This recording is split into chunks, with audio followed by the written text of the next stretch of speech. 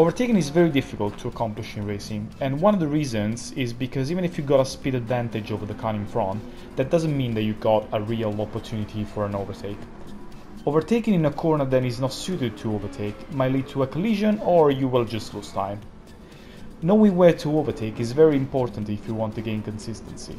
I will explain in this video my thought process to judge a corner, and I apply this criteria with some of the corners in Brands Hatch, just to give you a reference. You don't need to agree on each of my judgments, but I hope this could give you a good rule of thumb.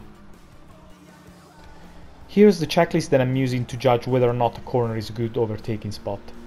It has a big straight behind, it has a hard braking zone, is the angle of the corner very tight, is the exit of the corner wide enough, does it put me in a good position if I pull the move off, and is it easy for the opponent to take up the alternative line.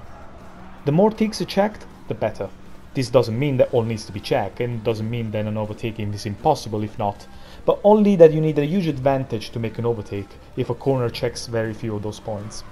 That also pretty much explain why hairpins are a notoriously good spot to overtake, and why high-speed chicanes are usually not. I'll explain each one of those points one by one. A corner after a big straight means that you have more time to gain an overlap to the car in front if you have a good exit speed. This means that it's easier to overtake in the entrance of the corner. A hard braking zone means that there's more space to gain the advantage during braking, so if you are alongside-ish at the beginning of the braking zone, you are able to gain the last inch in a cleaner way.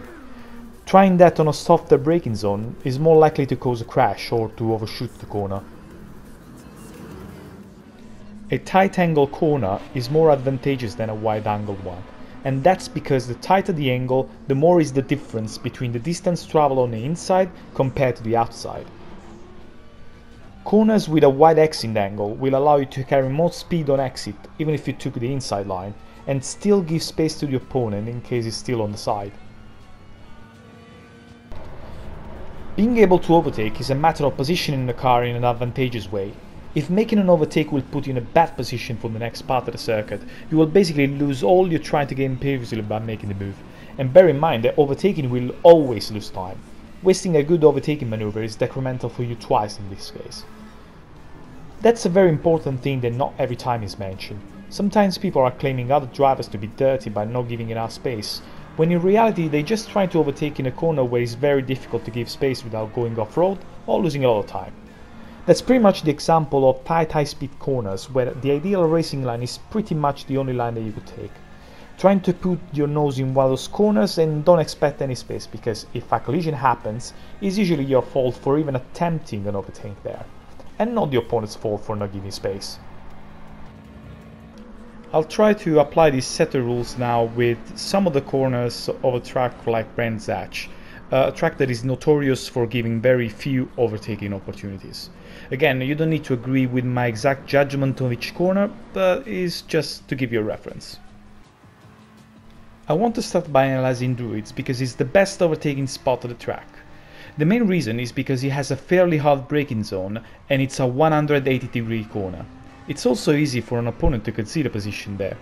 The only bad thing about it is the exit of the corner, which is really tight, so be sure that on mid-corner you already gain an advantage. On the other end of the scale, there's Dingledells and Shinnies.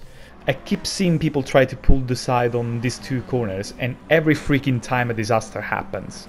It doesn't tick any of the boxes, and it's useless to try to overtake there.